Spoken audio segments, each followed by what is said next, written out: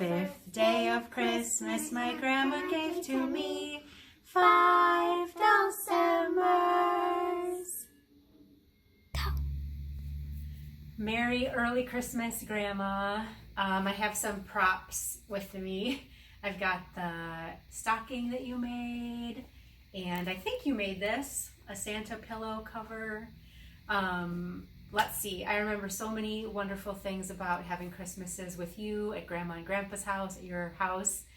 I remember how you made those sweatshirts with the the silk flowers on them for us and for the aunts and for yourself. I remember all the wonderful cookies, of course, cookies that I didn't ever have anywhere else, like the ones with the poppy seeds and the chocolate, or those layer bars with like the coconut. I loved those. Those were my favorite. I remember how we would go to your house and we would bring extra clothes because we would go to church and then we would come back home again to your house again.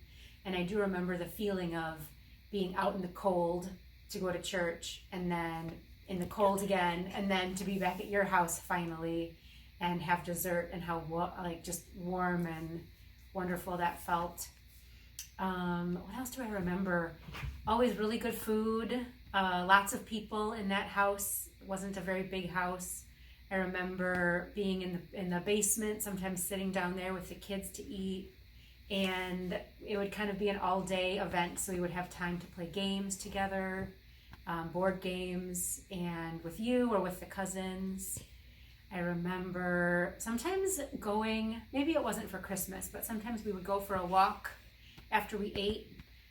We did that in the winter too, I think, just kind of down the road and back again. And then, oh gosh, I remember all of the different photos that we took over the years, all lined up, all of us as we were getting taller and more grown up. And I have some of those pictures of the lineup of the cousins and the family. And then I guess I remember when we would drive away from your house after the whole event and we were tired, and we would have all of our presents in the back seat, like piled up on top of us.